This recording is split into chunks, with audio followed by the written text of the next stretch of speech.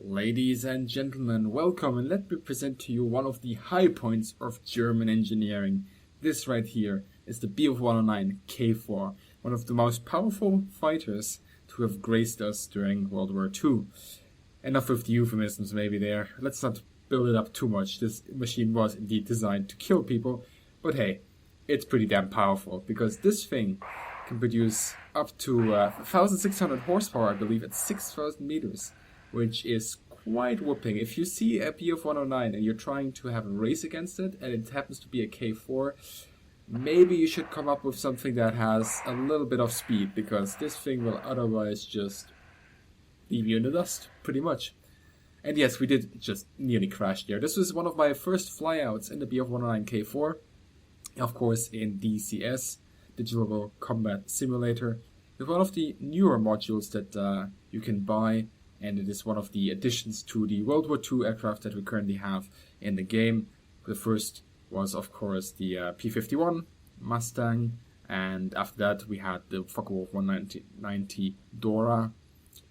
And I think the Thunderbolt is next. I'm looking forward to the Thunderbolt, but this video belongs to the Bf 109 K4, and I gotta say, my initial impression, wow, I mean, trying to get this thing to slow down, first of all, is an art.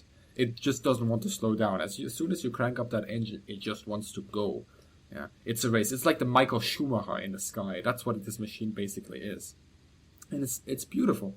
It flies beautiful. Of course you gotta get kind of used to the little bit of personality of the K4, the way it flies at certain speeds and so on. But it's a beautiful machine, and it flies really, really well. And I want to point out a couple of details here to this aircraft. For example, did you see that gun? Well, let's just fire it. There we go. A little bit of fireworks going on there. And this was, in fact, used by real-life pilots as well. They would signal that they needed assistance on landing, or, for example, also used in the sky to regroup with their flight. Now let's fire that thing again so you can see the reload. The cartridge pops out and the pilot is going to shove it right in there, and we are good to fire it once more. Now a couple of more details I want to share with you guys that I found quite neat in this aircraft. Now you'll see that the cockpit is beautifully modeled after the original. Of course, all the buttons are there. Many of those are in fact also pushable in this game. But there we go, foldable gun sight. How about that? Makes landing all the much easier. Now you have clear sight to the front, and look a little bit to the lower left. You notice that round thing there with all the holes moving? That's right, it's moving. Now that, ladies and gentlemen, is attention to detail. You're seeing it right in the middle of the screen there. That is just, when I noticed that, I was wow. That really got me. And it might be a little thing, but just having that in the aircraft, I felt that spectacular, truly. That's the first time I see something like this, just to put it into perspective. You might have flown the K4 before or noticed something similar in another aircraft from the Digital Combat Simulator. That's the first time I've noticed it. Now, what would a flyout be without getting into actual combat? And we will be going into combat right here with P-51 Mustang. As you can see, he attacked me there, and he is just off to our rear. So we'll try our best here to get on his 6 and shoot him down. Now I did mention that it was quite of a challenge at first to get used to the Bf 109, and we did get a couple of hits here. I think he hit my tail or something. I don't really see any impact anywhere else on the aircraft. But yeah, it is somewhat of a challenge, your first couple of flyouts in an aircraft. It will never be the best ones, but a couple of combat sessions here, and I started to get the hang of the aircraft.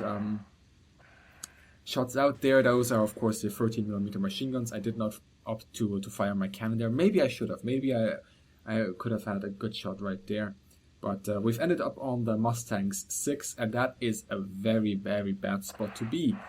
At least for the Mustang, because there's not a lot of things you can do right now. The Bf 109 K4 does a lot of things better than this thing. So climbing, for example, going to vertical, very, very bad call indeed. But that is in fact what this arrogant American is doing, yeah. Let's see if we can get a couple of shots into him.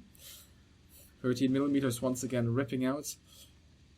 But he can start saying his prayers now, I think. He won't get out of this one unless he pulls up a miracle. I'm on him. I'm trying to be a little bit careful here with the aim. Track IR profile that I've set up is not 100% optimized for this game just yet. But here we go, yeah. If I miss here, you can call me Heinz Gunther. Up, up, up. And there he goes. MK 108 30mm Mine-Geschoss. Goodbye, goodbye. I do have to say, good sir, I think there's a spark in you. Maybe you just gotta ignite and own the night, like the 4th of July. There we go.